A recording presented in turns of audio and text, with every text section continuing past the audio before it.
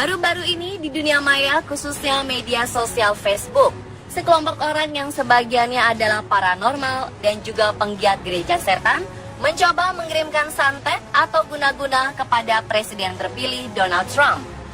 Mantra yang diucapkan ini bertujuan agar Trump bisa lengser dari kursi kepresidenan negeri Paman Sam.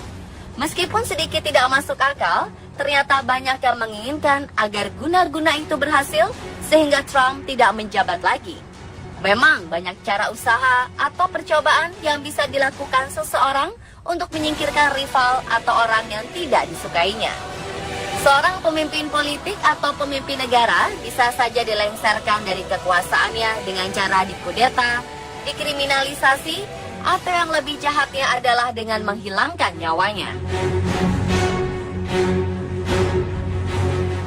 Telah banyak contoh kasus pembunuhan dan percobaan pembunuhan yang dilakukan kepada pemimpin negara.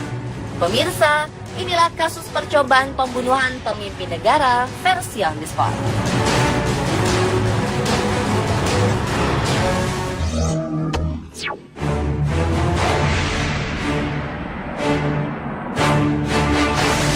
Kasus percobaan pembunuhan pertama menimpa Fidel Castro. Beliau merupakan sosok yang sangat dihormati di Kuba. Pria kelahiran tahun 1926 ini dinilai sebagai tokoh revolusi yang berhasil mengubah Kuba dan menghilangkan pengaruh barat di negaranya. Tetapi ternyata selama masa kepemimpinannya, menurut mantan pengawalnya, ia harus menerima 638 kali percobaan pembunuhan. Berdasarkan pengakuan mantan diplomat Amerika Serikat di Havana, Wayne Smith, Dinas Intelijen Amerika Serikat CIA, dan para pelarian politik Kuba menghabiskan waktu hampir setengah abad berkomplot untuk membunuhnya.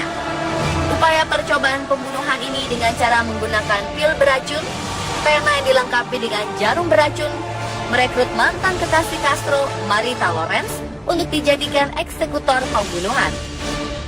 Menyimpan bahan peledak dalam jumlah besar di bawah podium tempat ia berpidato, penyemprotan aerosol yang mengandung jenis narkotika, dan masih banyak lagi cara lain. Hasilnya, segala usaha itu hampir sia-sia karena percobaan pembunuhannya selalu digagalkan oleh pengawalnya atau oleh sang presidennya sendiri.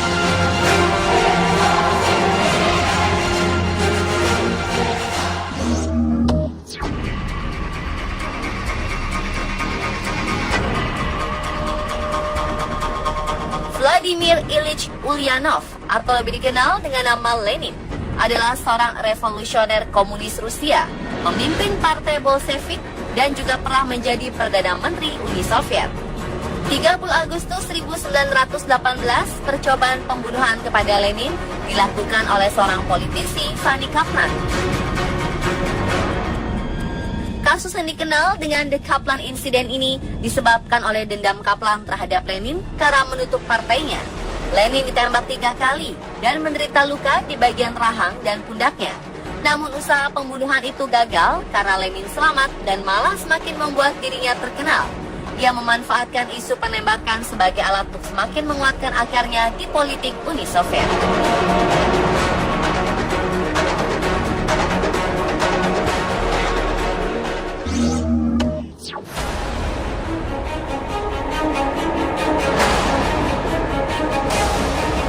Pemirsa, tokoh Jerman sekaligus pemimpin Nazi Adolf Hitler terkenal karena menyebabkan terjadinya Perang Dunia Kedua.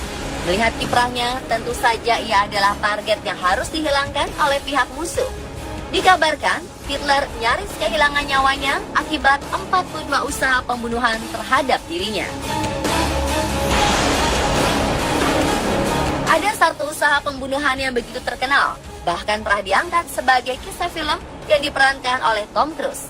Operasi bernama Valkyrie ini dilakukan oleh pihak militer sendiri yang ingin Perang Dunia Kedua segera berakhir. Percobaan pembunuhan pada 20 Juli 1944 itu dilakukan dengan cara meletakkan sebuah tas berisi bahan peledak dan diposisikan sedemikian rupa agar berada di dekat Hitler ketika ia menghadiri pertemuan. Namun usaha itu gagal ketika posisi tas tersebut ternyata diletakkan di dekat Jenderal Heinz Brandt yang tewas akibat ledakan tersebut. Hitler sendiri selamat dengan hanya luka di bagian telinganya. Sedangkan para perencana usaha pembunuhan, yaitu Kolonel Stauffenberg beserta kawan, dieksekusi mati oleh tentara Nazi.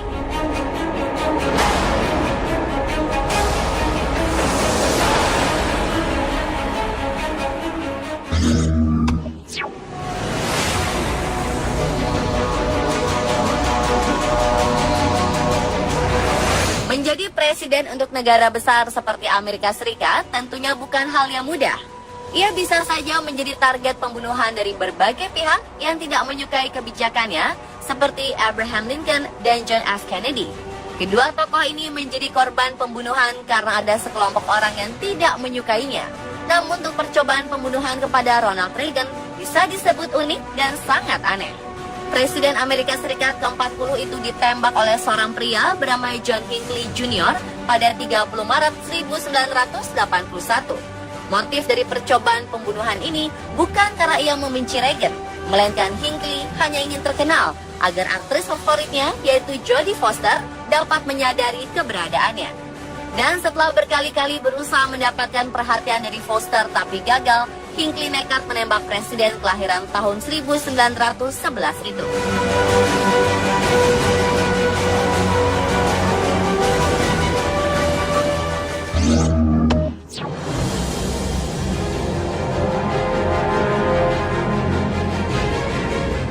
Belum lama ini, tepatnya Agustus 2016 silam, pria bersenjata berupaya membunuh Kanselir Jerman Angela Merkel saat berada di kota Praha, Republik Ceko.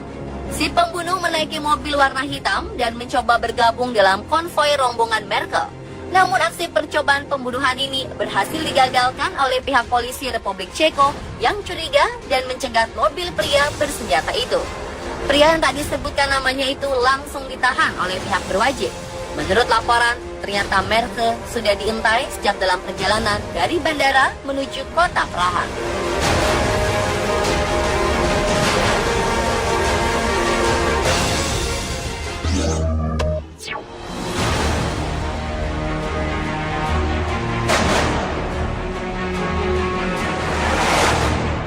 Pada era Kaisar Jepang Hirohito memimpin, yaitu tahun 1940, ada upaya percobaan pembunuhan terhadap dirinya.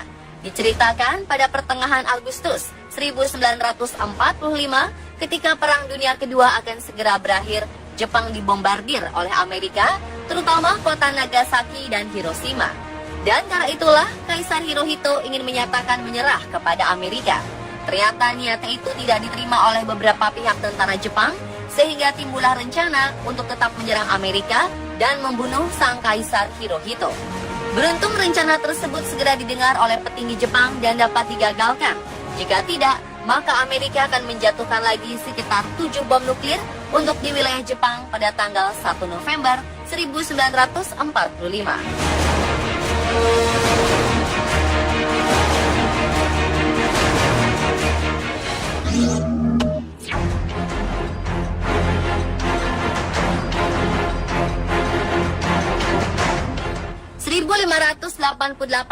Inggris adalah negara yang miskin, sedangkan negara yang menyandang gelar adik kuasa di dataran Eropa pada masa itu adalah Spanyol. Negara Spanyol yang saat itu dipimpin oleh Raja Philip menginginkan anaknya menjadi raja di dataran Inggris, serta menginginkan agama Katolik disebar di pulau tersebut. Untuk memuluskan rencananya itu, Raja Philip berencana melakukan pembunuhan terhadap pemimpin Inggris, yaitu Ratu Elizabeth I. Spanyol mulai mengirimkan armada perangnya ke Inggris untuk membunuh sang ratu, lalu mengambil alih kerajaannya. Namun nasib tak dapat diubah. Pelayaran pasukan Spanyol harus berakhir di tengah lautan karena terampas badai dan cuaca buruk yang membuat seluruh awak dan pasukan tersebut tenggelam sebelum menyentuh daratan Inggris. Mungkin jika rencana pembunuhan Ratu Elizabeth I itu berhasil dilakukan, bisa saja negara bernama United Kingdom dan revolusi Amerika tidak akan terjadi.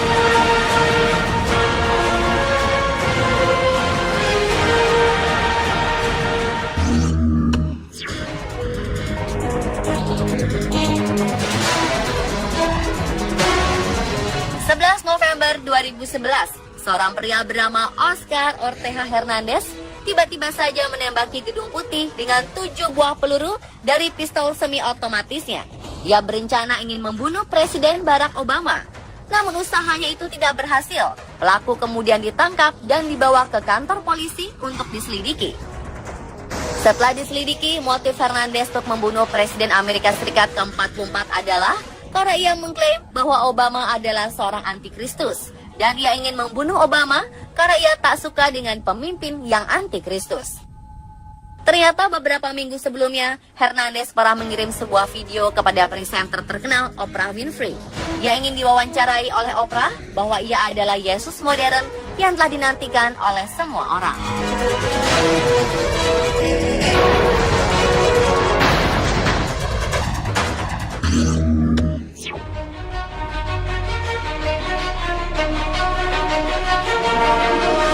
Yang terakhir adalah Insinyur Soekarno.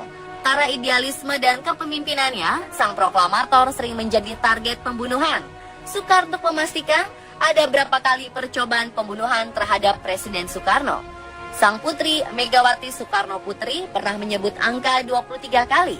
Sedangkan mantan pengawal pribadinya, Sudarto dan Subroto, hanya mampu mengingat 7 kali upaya percobaan pembunuhan.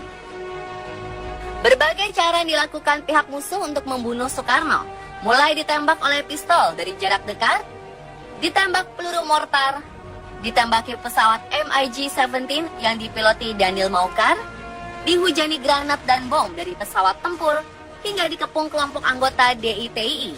Dan kesemua usahanya itu selalu kandas, Bung Karno tetap selamat. Menghadapi percobaan pembunuhan terhadap dirinya, ternyata pria kelahiran 6 Juni 1901 ini tidak menjadi takut dan gentar. Ia selalu mengatakan bahwa mati hidup adalah kehendak Tuhan. Dan itulah pemirsa kasus percobaan pembunuhan pemimpin negara versi On The Spot.